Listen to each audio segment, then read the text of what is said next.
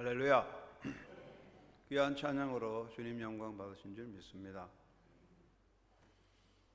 찬양과 함께 우리 주님이 영원토록 영광을 받으시는 그러한 교회로 든든히 세워져 가서 우리 주님 오실 때 영광 가운데 면류관을 쓰고 주님을 만나는 한영교 성도들이 되시기 바랍니다. 오늘도 하나님의 현존 앞에 영과 진리로 예배하며 하나님의 현존 앞에 바로 서서 하나님의 뜻을 이루는 하나님의 자녀로서 그리스도의 빛이 되는 삶을 사는 성도가 되기 바랍니다. 사람은 살아갈 때 가치성이 높은 것과 가치성이 낮은 것을 구별합니다.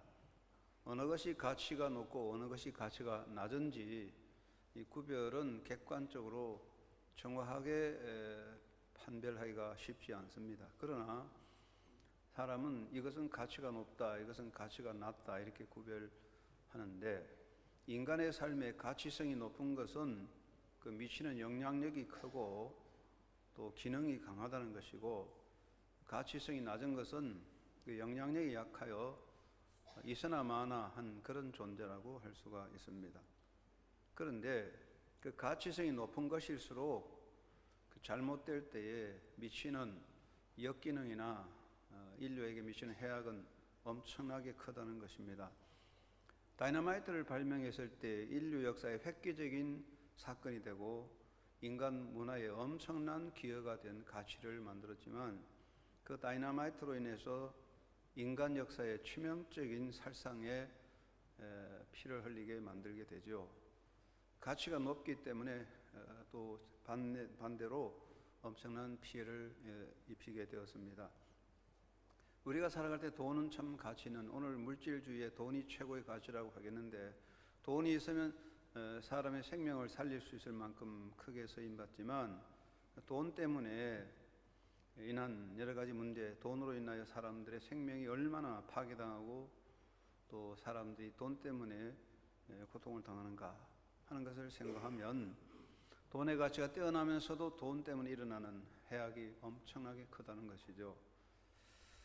우리가 살아가는 인간 사회에 참 가치 있는 게 무엇이겠습니까? 존재적으로 보면 사람이라고 하겠죠. 사람보다 더 가치 있는 게 없을 건데 하나님은 사람을 통하여 영광 받으시기를 원하지만 사람이 모든 가치의 존엄성의 중심이지만 사람이 잘못되어 탈선하거나 사람이 변질할 때 사람 때문에 일어나는 엄청난 해악이 무서운 것이고 어떤 가공할 무기보다 무서운 것이 사람의 피해라고 말할 수가 있습니다. 그렇다면 이 땅의 인간 역사 속에 가장 가치 있는 게 무엇일까? 저는 이 인간 세상에 가장 가치성이 높은 것은 예수님의 몸된 교회라고 생각합니다. 인간의 모든 정치, 역사, 조직은 세월 속에 사라지고 없어집니다. 막강한 권력도 사라집니다. 또 막강한 국가의 조직도 때가 되면 무너지지만 예수님의 교회는 영원하기 때문에 생명과 진리이신 예수님의 몸된 교회는 가장 가치성이 높은 것입니다. 그렇기 때문에 교회가 교회되게 서야 하는 것이고 교회가 교회되지 못할 때에 교회가 교회됨을 잃어버리고 탈선할 때에 엄청난 역기능이 나타나고 인류에게 해를 미치게 될 수밖에 없는 겁니다. 그래서 가치성이 높기 때문에 무엇보다 교회는 교회다움을 지켜가야 할 것입니다. 교회를 이해한다는 것은 그렇게 쉬운 건 아닙니다. 간단한 교회 이해를 본다면 교회의 시작과 그 본질을 생각하게 될 것입니다. 교회는 사람에 의해서 시작된 건 아닙니다. 예수님께서 제자들에게 내가 이 반석 위에 내 교회를 세우리라고 마태복음 16장에 말씀했어요. 하나님께서 직접 제도를 만드신 것이 가정이죠. 그래서 육신의 생활은 가정을 중심으로 이루어지는데 예수님이 직접 명하여 세우신 것이 교회입니다. 교회는 예수님에 의해서 세워졌습니다. 그래서 교회의 주인은 예수님이시고 지금도 교회를 예수님의 교회로 세워져 가는 것이죠. 그래서 교회는 세워져 가는 것입니다. 큰 집에서 자녀들이 살림을 나가서 여러 집안이 가정이 나누어지듯이 예수님의 교회가 세상에 흩어져 세워져 가는 것입니다.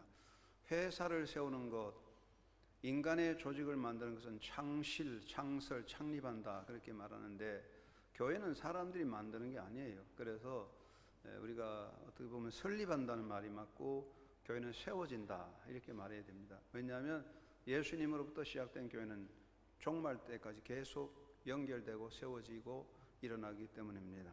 그러면 이 세상에서 보이는 교회는 언제 생겼습니까? 그것이 예루살렘의 마가의 다락방이죠. 예수님께서 성천하시기 전에 제자들에게 내가 이 예루살렘을 떠나지 말고 기다리라. 내가 너에게 약속한 성령을 받을 때까지 기다리라고 했어요. 그래서 예수님의 명을 받은 제자들과 성도들 120명이 마가의 다락방에 모여서 예수님의 약속을 믿고 기다리는데 성령의 임재를 받게 되고 힘을 얻어서 이제 선교를 하게 됩니다. 그것이 바로 눈에 보이도록 나타난 최초의 교회 마가의 다락방 교회입니다. 비록 초라하고 외형적으로는 별 볼 일 없는 그런 교회였지만은 그 하나의 교회의 시작이 세계사의 역사를 변화시키는 힘이 되었던 것이죠. 그러면 교회를 어떻게 이해하느냐? 교회에 대한 이해가 기본적인 것을 몇 가지 보면 교회는 종교의식을 행하는 장소가 아니라는 것입니다. 구약에 나오는 성전, 하나님의 성전을 템플이라고 했습니다. The Temple of God, 하나님의 사원 이렇게 번역이 됐거든요.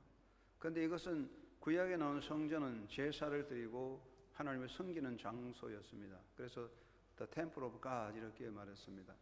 불교의 그 절간을 사찰이라고 하는데 그것은 템플이라고 말하죠. 이것은 종교의식을 행하는 장소입니다. 그리고 돌을 닦는 그런 장소입니다. 교회는 그런 종교적인 의식을 행하는 장소가 아닙니다. 그리고 교회는 종교 집단도 아닙니다. 종교적인 목적으로 사람이 많이 모였다고 교회가 되느냐? 그것은 아닙니다. 물론 뭐 사람들이 많이 모여가지고 교회 간판을 붙일 수는 있지만은 하나님 앞에서 참된 교회가 될 수 없습니다. 교회는 예수님의 몸이죠. 사도 바울은 교회를 예수의 몸이라고 말했습니다. 몸된 교회라고 했습니다. 이것은 지구상에 있는 유일한 표현이고 인류 역사에서 오직 하나밖에 없는 기구는 교회입니다. 왜냐하면 예수의 몸이 하나고 몸은 변함이 없잖아요. 그래서 오직 예수의 몸의 교회는 지구상에 하나입니다. 많은 교회가 있지만은 그 교회는 다 예수의 몸이기 때문에 하나입니다. 머리가 예수님이기 때문에 다 하나입니다. 우리가 이 몸이 살아있다는 것은 생명의 유기체입니다. 자생력으로 스스로 자존하고 목적을 향해 나아가고 여러 가지 외적인 환경에 투쟁하는 저항력을 가지고 살아가는 것이 몸이잖아요. 이 몸이 죽으면 시체가 되는 겁니다. 교회가 예수의 몸이라고 하는 것은 살아있는 움직이는 유기체로서 스스로 일어나서 자기를 지키고 성교라는 목적을 향해 스스로 전진해가며 사탄의 세력을 싸워 이기며 하나님의 영광을 이룰 수 있는 그런 전투적인 공동체라는 뜻이죠. 그래서 교회는 예수의 몸이기 때문에 그 몸된 교회를 사탄이 이길 수 없고 해칠 수 없습니다. 어떤 세상의 세력도 예수의 몸된 교회를 무너뜨릴 수는 없습니다. 어떤 교회가 문을 닫고 없어지는 것 같아도 그것은 없어지는 게 아니고 다른 쪽으로 옮겨서 새로운 역사를 일으키는 거죠. 교회는 영원히 주님 오실 때까지 이 땅에 생존하며 하나님의 영광을 나타내게 되기 때문에 예수님께서 내가 내 교회를 이 반석 위에 세우리니 음부의 권세가 이길 수 없다고 그랬습니다. 어떤 악의 세력도 세상의 세력도 예수님의 교회를 막을 수는 없는 것입니다. 그러면 교회의 요소는 무엇입니까? 교회 구성원의 내용이 중요하죠. 사람들이 모여서 조직이 되는데 교회의 구성원은 누굽니까?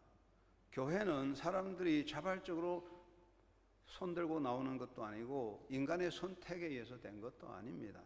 물론 우리가 많은 교회 중에 나는 한영교회를 선택했다 그렇게 말할 수 있지만 그런 본질은 그것이 아닙니다. 교회는 하나님의 예정과 선택을 입은 자들 그리고 하나님의 부르심을 받아서 의롭다 인정받은 자들 하나님의 자녀된 자들이 하나님의 부름을 받아서 모인 공동체입니다. 그래서 교회를 에클레시아라고 하는 것입니다. 교회는 건물이나 조직이 아니라 하나님의 자녀된 자들의 모임이죠. 하나님께서 이렇게 우리를 불러 모아 주신 겁니다. 오늘 예배하는 우리 한영교회 성도들은 모두가 하나님의 예정과 선택에 입은 자요 하나님의 부름받아 의롭다 인정받은 자요 하나님의 자녀된 자들로서 하나님으로부터 부름을 받아서 여기 모여서 주님을 섬기는 것입니다. 그래서 교회는 건물이나 조직이 아니고 하나님의 자녀들의 모임이기 때문에 숫자나 외형적인 조건이 중요하지 않습니다. 세상 사람들은 여기 10,000명 모였다, 대단한 교회다, 50명 모였다, 별 볼 일 없는 사람들이다, 이렇게 평가를 하겠지만 하나님 앞에는 그렇지 않습니다. 숫자나 외형적 조건은 중요하지 않고 정말 진정으로 구원받은 백성, 하나님의 자녀들의 모임 그 자체가 교회의 핵심이라는 이야기입니다. 그래서 교회됨의 요소는 뭐냐? 교회가 교회로서 나아가려고 할 때, 그렇기 때문에 중요한 것은 하나님의 말씀의 역사입니다. 이 지구상에 교회가 세워져 있는 가장 중요한 이유는 말씀의 역사입니다. 말씀을 바로 선포하고 말씀을 가르치고 훈련하고 말씀을 이 땅에 전하는 것이죠. 말씀이 없다면 이 세상에 교회는 교회로서의 존재를 지킬 수 없습니다. 예수님 말씀하시기를 내가 이 반석 위에 내 교회를 세우려 할 때 그 반석이라고 하는 것은 그냥 이 지상에 어떤 땅 터질마저 하지 않고 그 반석은 신앙 고백, 하나님의 말씀입니다. 하나님의 말씀 위에 교회가 서 있고 말씀을 전하는 것이 교회입니다. 지구상의 교회는 예수님 오실 때까지 오직 말씀을 바로 선포하고 말씀을 가르치고 훈련시키는 것입니다. 만약 교회에 사람들이 많이 모이고 수천 명이 모일지라도 하나님의 말씀이 바로 선포되지 않고 말씀이 왜곡되거나 말씀 훈련이 사라져버린다면 그건 종교 집단이지 주님의 교회는 아닙니다. 우리 모두가 오직 교회가 있을 동안에는 말씀을 선포하는 것입니다. 초대교회부터 지구상에 많은 교회가 있었는데 그 교회가 세상과 싸울 때에 자기 자체적인 어떤 조직이나 힘을 위해서 싸운 게 아니라 하나님의 말씀을 붙잡고 말씀을 지키려고 싸웠어요. 그 말씀을 위해서 목숨을 바쳐서 순교했어요. 그렇기 때문에 지구상에 우리 교회는 말씀을 바로 선포하고 말씀을 가르치고 훈련하고 말씀을 전파하는 것이 교회의 가장 중요한 핵심이 되는 겁니다. 우리는 예수님 오실 때까지 이 말씀을 붙잡고 살아야 되고 말씀을 지키고 전파해야 됩니다. 두 번째는 교회의 요소는 성도의 교제입니다. 이것을 코이노니아라 그렇게 말을 하게 되지요. 인간의 모든 조직 중에 가장 강력한 조직은 형제 조직이죠. 세상의 조직은 흩어져 버리지만 형제 조직은 떼놓을 수 없어요. 그것은 피로 맺어진 관계이기 때문에 떼놓을 수 없어요. 지구상에 피로 맺은 조직은 가정인데 부부 간의 부부 관계보다 더 중요한 것이 부모 형제 관계, 피로 맺은 관계 아니겠습니까?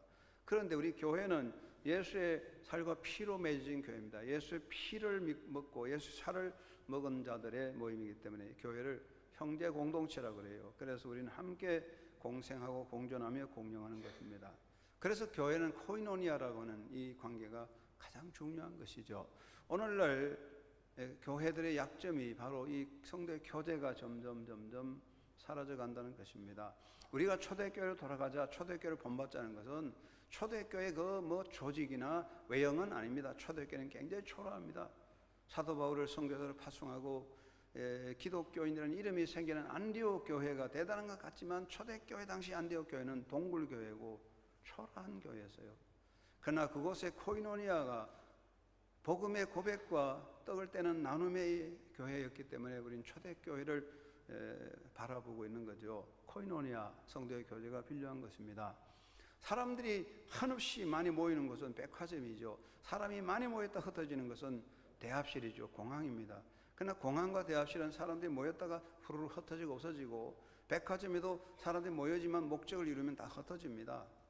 그것은 하나의 군중의 무리에 불과합니다. 교회는 나 자신의 인간적인 신앙적인 종교적인 목적을 위해서 모였다가 흩어지는 그런 단체가 아니라 형제 공동체, 우리 모두 하나님 안에서 한 형제성을 나누는 성도의 교제가 있어야 된다.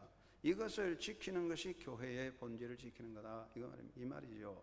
그래서 교회가 교회되는 것은 성도의 교제 코이노니아를 회복해 가야 된다는 것입니다. 세 번째, 교회는 사명의 공동체입니다.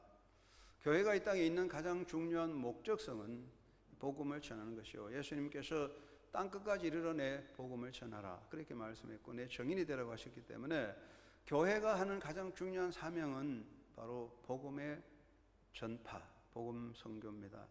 이 복음을 위한 선교적 사명을 감당하는 것입니다. 그래서 제자를 훈련하는, 예수님의 제자를 훈련합니다. 예수의 제자가 되어서 복음을 전하게 하고 예수님의 사랑을 가지고 봉사하고 그 복음을 전하는 전도, 해외 선교를 하게 되지요. 이것을 다 선교라는 하나의 개념으로 보는 것이죠. 그래서 성도의 삶은, 구원받은 성도의 삶은 모두가 선교의 자본이라고 고백합니다. 우리 소유, 재능, 권한 모든 걸 합해서 볼 때 선교라는 목적을 위해서 존재하는 거예요. 사람들은 자기 소유로, 자기 재능으로, 자기 만족과 자기 목적을 향해 살지만 구원받은 하나님의 자녀들은 소유나 재능이나 모든 것을 다 중심으로 해서 하나님의 나라에 대한 선교적 자본으로 그것을 집중해 가는 것이 성도라는 구원받은 백성이죠. 우리 한영교회 성도들 모두가 구원받은 하나님의 자녀로서 교회에 속한 사람이라면 우리의 소유와 재능과 권한이 모두 모여서 선교라는 목적을 향해 나가야 할 겁니다. 그것이 바로 교회의 성을 살리는 겁니다. 그래서 이 교회는 주님이 세운 교회입니다. 우리 한영교회가 55년을 맞이하면서 더더욱 교회다운 교회로 세워서 주님의 뜻을 이루는, 예수님 오실 때까지 그리스도의 뜻을 이루고 예수님을 기쁘게 하는 역사가 되기를 주의 이름으로 축원합니다. 오늘 우리 교회가 55주년을 맞이하게 되는데 우리 교회 한영교회 교회 안내책에 보면 우리 교회 역사가 간단하게 기록되었습니다. 우리 교회는 1961년 2월에 한영 방직 사택, 김유시 사택에서 시작했는데 강경구 전도사 중심으로 기도회에 모여서 시작했습니다. 우리 교회 이름이 한영교회라고 하는 것은 이 동네 한영방직이라는 회사가 있어서 그래서 한영교회라는 이름이 따라온 것이죠. 1962년 1월에 문학선 목사님 부임하셔서 1970년 4월까지 부임하시고 1969년 11월 달에 당회가 조직되었습니다. 1970년 5월에 김중곤 목사가 부임하셨고 1974년 8월에 다시 문학선 목사님 부임하게 되셨습니다. 그리고 1975년 6월 8일에 대지 200평을 마련하여 제1차 성전을 헌당하여 예배하게 되다가 1991년 6월 14일 교회 설립 20주년 맞이하여 제2차 성전 헌당을 하여 하나님께 영광 돌리는 예배를 드리고 교회가 부흥하게 됐는데 1994년 8월에 교육관을 입당하게 되었습니다. 교육관을 입당하고 유치원으로 사용하게 되었습니다. 우리 교회 지금 앉은 자리가 대지로 말하면 영동포구 영등포동 69, 70, 71번지 세 분지가 합해졌어요. 그래서 영동포 8가 69, 70번지 두 부지가 옛날에 교육관 자리입니다. 유치원이 했던 자리인데 교회 역사에 보면 무명으로 규정했다고 그러는데 여러분 잘 아시는 분인데 그분이 사적으로 그걸 사서 교회에 바쳐가지고 교육관이 되었어요. 그래서 교회가 유치원을 일으키고 크게 부흥하게 되었습니다. 그러다가 1996년대 집안 들어오면서 교회 변화가 생깁니다. 이 동네에 아파트 재건축이 생기면서 교회 주변의 아파트들이 철거를 하기 시작했습니다. 지금 사만 아파트 있는 자리가 동아 아파트였는데 아파트 다 철거하게 되고 시민 아파트 다 철거하게 되니까 교회에 속한 사람들이 대부분 이사를 많이 가게 되어서 교회가 매우 약화가 되었어요. 교회 세력이 약화가 되었습니다. 그리고 1997년에 문학선 목사님이 은퇴하고 제가 1990년 5월에 부임하게 되었습니다. 우리 장로님들과 당회원들이 이제 새로운 시대에 부임하는 그런 변화가 필요하다. 그래서 새로운 건축, 새 교회 건축을 해야 되겠다. 그런 목적을 세웠습니다. 지금 여러분이 길 건너에 보면 옛날 교회 형태가 있는데 아파트 단지 안에 숨겨졌을 때는 몰랐는데 아파트를 다 철거하고 나니까 그 외형의 모습이 이 시대에 뒤떨어지기 때문에 새로 건축해야 될 필요를 느껴서 건축위원회를 구성했습니다. 1997년 11월 달에 건축위원회를 구성하고 문정삼 장로님이 건축위원장을 임명하게 되었습니다.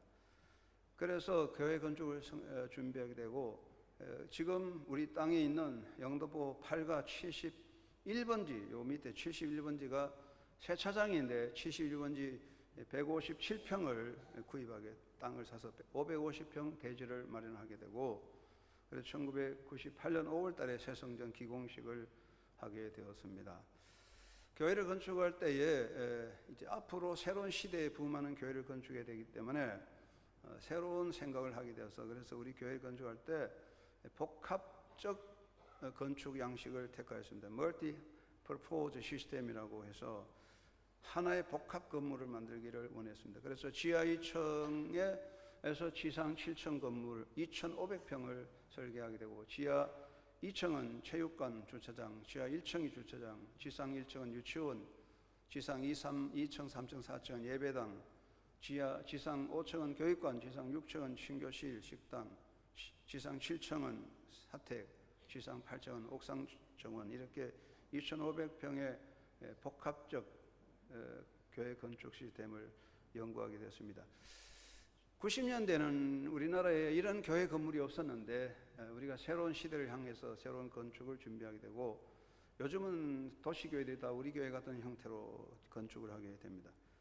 그래서 교회 건축이 시작되는데, 그 당시 건축은 157평 터를 구입하는데 13억을 쓰게 되고, 공사비 77억, 설계 감리비 4억 5천, 추가 공사비 2억에서 96억 5천만 원 예산을 세우고 시작했는데, 1997년 우리 한영교회 교세로 봤을 때 예산이 7억이 좀 못 됐어요.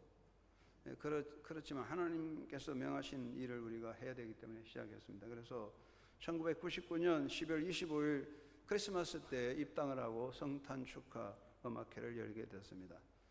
그래서 열심히 기도하는 가운데 2009년 12월 27일에 모든 부채를 탕감한 헌당식을 하게 되었습니다. 그리고 2012년 6월 달에 교회 설립 50주년을 기념 행사로 전도대회, 찬양대회, 교육대회, 선교대회, 체육대회, 청년대회를 열면서 교회의 새로운 역사를 향해 도전하게 되었습니다. 이 모든 일은 하나님의 은혜입니다. 우리가 사는 거 은혜죠. 특별히 우리 한영교회는 하나님의 은혜의 역사라고 고백합니다. 특별히 2000년대 20년 동안에 하나님께서 은혜로 인도하여 주셨고 주님이 세워주신 교회라고 저는 고백합니다. 특별히 인간적으로 말할 때 이전에 수고한 많은 사람이 있지만은 우리가 새성전 건축과 오늘의 교회를 이루기 위해서 수고하신 분 중에 특별히 이 건축위원장이었던 문정산 장로님의 수고와 희생을 우리 잊을 수 없습니다. 우린 그분께 정말 감사를 드려야 됩니다. 그분의 희생과 기도가 있어서 이런 일을 이루는 데 바탕이 됐다고 생각합니다. 하나님은 한영교회를 사랑하셔서 은혜로 인도하여 주심이 확실합니다.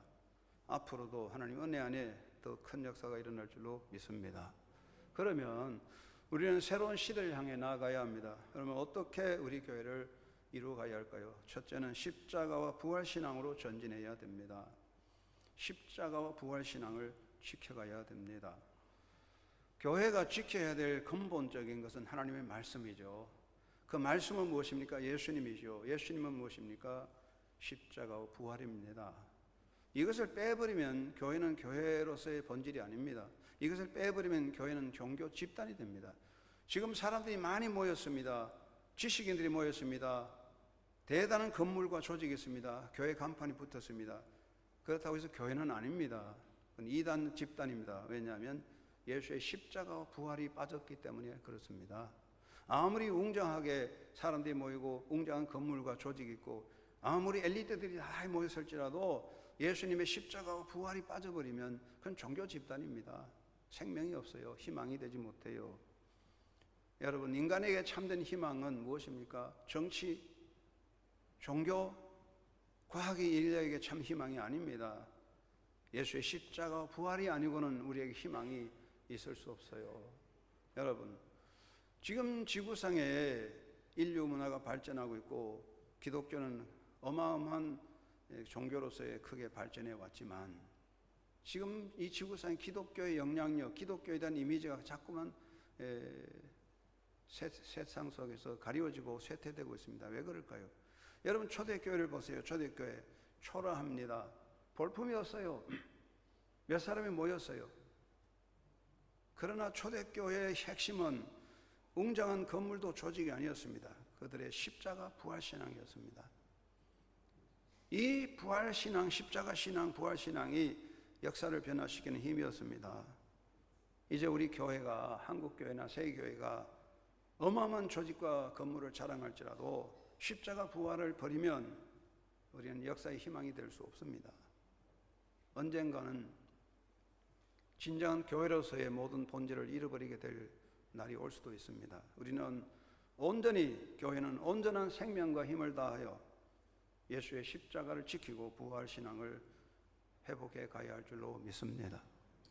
지금은 인본주의 시대입니다. 엄청난 인본주의가 판을 치고 물질 만능 시대입니다. 인간의 정치와 권력이 많은 판을 치고 있습니다. 이런 인본주의, 인간 만성, 인간 만세, 인간의 본의, 이런 세상 속에서 교회가 이겨나갈 수 있는 힘은 십자가 부활의 신앙이 아니고는 그 세상을 이길 수가 없습니다. 돈으로서 돈을 이길 수 없고 사상으로 사상을 이길 수 없어요.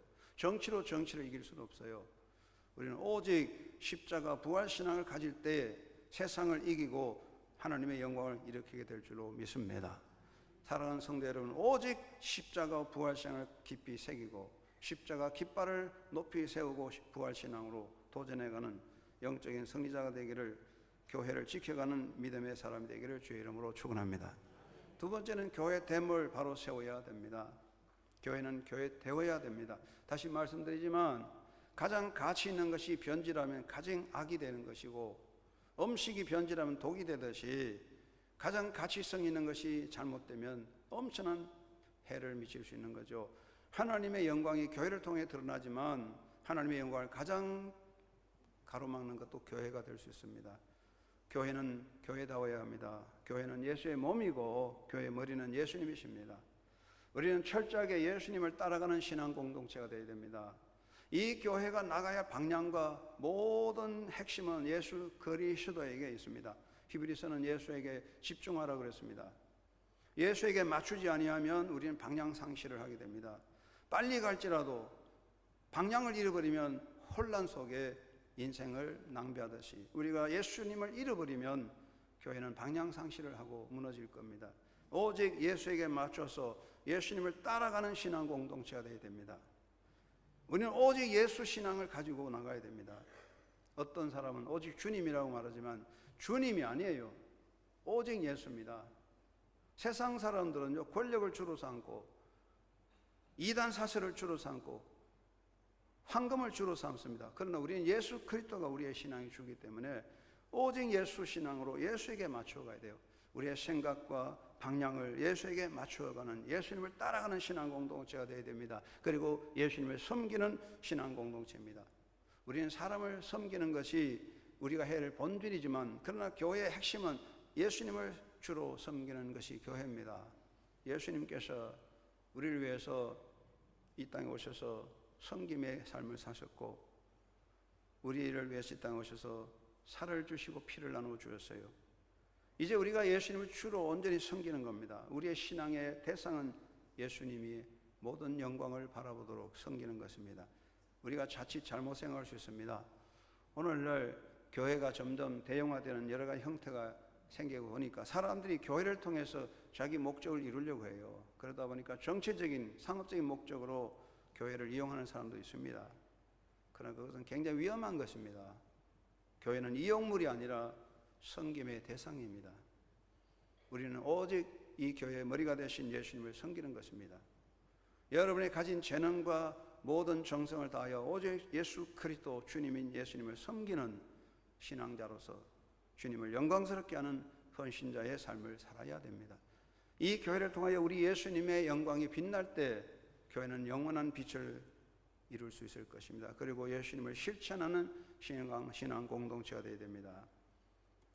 우리는 교회를 말할 때 시위 공동체, 데몬스트레이션 커뮤니티라고 그래요. 보여준다는 거죠. 뭘 보여줍니까? 건물을 보여주거나 사람을 보여주는 게 아니잖아요. 하나님을 보여주고 예수님을 보여주는 거예요. 요한과 베드로가 성전 미문에서 안전뱅이를 고칠 때 우리를 보라고 하신다. 우리를 보라. 그러면서 예수 그리스도를 전가했습니다. 우리는 우리를 보라고 말하면서 오직 예수님을 보여주고 예수님의 사랑을 실천해야 됩니다. 그것이 봉사요 섬김이라 하고 하는 양식으로 나타납니다. 그래서 교회가 교회되어지는 것, 그것은 예수님을 따르는 신앙 공동체로서 오직 예수에게 맞춰가고 예수님을 바라보고 예수님을 섬기고 예수님을 실천하는 신앙 공동체로서의 본질을 찾아갈 때 주님은 이 교회의 주인 되셔서 영광을 받으실 겁니다. 우리 한영교회 모든 성도들이 세상에 나가서 우리가 해야 될 가장 중요한 것은 예수 그리스도를 실천하는 것입니다. 여러분의 말과 행동이 예수님을 보여줄 수 있는 신앙자가 되도록 노력함으로써 한영교회를 통하여 예수 그리스도가 영광받고 복음의 빛이 임하는 교회가 되어야 할 것입니다. 우리는 교회를 교회되게 만드는 일에 전심전력하는 마음을 가져서 여러분을 통하여 이 교회가 날마다 교회로 든든히 서가는 역사가 있기를 주의 이름으로 축원합니다. 세 번째는 선교적 비전을 가지고 도전해야 됩니다. 비전을 가질 때 도전이 생깁니다. 올바른 비전이 있어야 목적이 있고 거기에 도전하게 됩니다. 뜻이 있는 곳에 길이 있다는 말과 같이 비전이 사라지면 존재의 모든 가치도 사라지지 않겠습니까? 우리는 오직 선교의 비전을 위해서 힘을 합하는 것입니다. 여러분, 교회는 사람들이 모이는 곳입니다. 고린도 교회에 사람들이 많이 모였습니다. 로마 시민권자도 있고 노예 출신도 있습니다. 부자도 가난뱅이도 있습니다. 헬라파 유대인도 있고 히브리파도 유대인도 있습니다. 많은 다양한 사람이 모였어요. 그러다 보니 갈등과 반목이 있습니다. 그러므로 바울이 뭐라고 말씀했습니까? 우리가 그리스도 안에서 모였다. 우리 모두 마음을 합해야 된다. 서로 기다리고 손을 잡아야 된다고 애절하게 가르친 것이 고린도 전서입니다. 우리는 선교적 사명을 위해서 힘을 합해야 됩니다. 그렇습니다. 요즘은 개성의 시대입니다. 여름철에 밍크 코트를 입든지 겨울철에 팬티 파람을 다니든지 말하지 않아요. 개성의 시대입니다. 그러나 교회 안에서 우리는 선교를 하는 사명을 위해서는 개성적인 자기 고집과 생각을 죽이고 하나의 힘을 모아야 선교를 할 수가 있습니다. 사탄은 우리가 뿔뿔이 흩어지기를 원합니다. 오합지졸이 되기 원합니다. 오합지졸은 뿔뿔이 흩어지는 겁니다. 그러나 훈련받은 군사는 전투를 위해서 목숨을 바치고 함께 투쟁합니다. 선교를 위해서 투쟁해야 합니다. 인간에게 가장 치명적인 문제는 자만심에 빠지는 것입니다. 여러분 병원에 가면 의사가 뭐라고 말씀하십니까? 운동을 좀 하십시오. 운동을 열심히 하십시오. 그럽니다. 그런데 여러분 운동이라는 것이 콜라를 마시듯이 약을 마시듯이 그런 거 아니거든요. 운동이 달콤하게 잠자는 게 아니라고요. 운동이 뭐냐? 몸을 괴롭히는 거잖아요. 몸을 괴롭히는 거예요. 앉아있으면 편한데 걸어가면 힘들잖아요. 그게 운동이잖아요. 운동은 투쟁이라고요. 투쟁. 자기와의 싸움이잖아요. 자기와의 싸움이 없이는 운동이 안 되잖아요. 편안한 것을 추구하면 운동을 못 해요. 자만심에 빠지면 우리는 망하는 거죠. 신앙의 가장 위기는 자만심이죠. 안일이죠. 편안한 것. 여기가 좋사오니 이만하면 됐습니다. 우리끼리 먹고 마십시다. 그런 자만심에 빠지면 우리는 모두 죽는 거예요. 우리는 선교적인 사명에서 투쟁해야 됩니다. 열심히 몸부림치며 싸워야 됩니다. 그렇지 않고는 우리의 생명력을 지킬 수 없는 것입니다. 그리고 우리는 선교의 비전을 심어야 됩니다. 농부가 봄이 되면 그 메마른 땅에 얼어붙은 땅을 일구어서 거기 씨를 뿌리기 때문에 곡식이 자라서 풍년이 오고 생명이 유지되는 겁니다. 우리의 자녀들의 가슴에 심어야 될 것은 무엇입니까? 선교의 비전을 심어야 되는 겁니다. 우리 아이들에게 선교의 비전을 심어줘야 됩니다. 메마른 땅에 씨를 심듯이 자녀들의 마음속에 선교의 비전을 심어줄 때에 그 선교의 씨가 자라서 새로운 역사를 이루게 될 것입니다.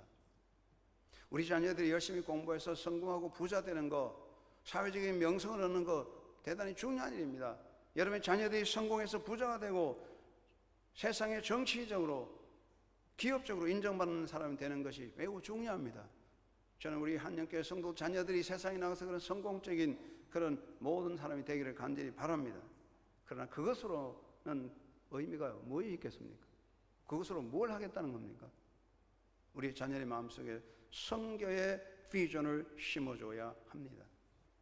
오늘 우리의 몰골, 오늘 우리의 분열과 오늘 우리의 안일과 오늘 우리의 이 병적인 현상을 그대로 후대에게 물려줄 수는 없는 겁니다. 여러분의 자녀들에게 선교의 비전을 심어서 우리 후대들의 가슴에 선교의 씨가 자라야 합니다. 그러므로 그것을 통해 교회는 새로운 역사를 열어가게 될 것입니다. 잠시 수확으로 배부르고 만다면 농사는 끝납니다. 오늘의 모든 현실로 만족하고 자만으로 끝난다면 우리의 미래는 열려지지 않을 것입니다. 우리 씨를 뿌리는 마음으로 메마른 땅을 가꾸어도 정성을 다하여 후대의 마음에 선교의 씨를 심어 선교의 비전을 열어가야 할 줄로 믿습니다. 사랑하는 한영교회 성도 여러분, 우리는 하나님의 부름받은 이 역사적 시대에 서 있습니다. 잠을 자도 역사는 바뀌고 깨어나도 하루는 지나갑니다. 어떤 사람은 깨어나서 일하고 하루를 지나고 어떤 사람은 잠을 자다 하루를 보냅니다. 그렇습니다. 이렇게 하든 저렇게 하든 역사는 흘러갈 겁니다. 그러나 우리가 하나님 앞에 설 때에 어떤 얼굴로 서야 될 겁니까? 우리 모두가 새로운 경성을 통하여 한영교회를 사랑하고 교회를 교회답게 세움으로써 하나님의 역사에 동참자가 돼서 하나님과 함께하는 영광의 그 미래를 창조하는, 그래서 주님이 서시는 그 나라 앞에 예수님 앞에 설 때 존귀함으로 승리의 멸관을 설 수 있는 한영교회 성도들이 되기를 주의 이름으로 축원합니다. 하나님 아버지 감사합니다. 우리 교회를 인도하신 주님께 감사합니다. 이제까지 인도하신 주님 앞으로도 인도하실 줄 믿습니다.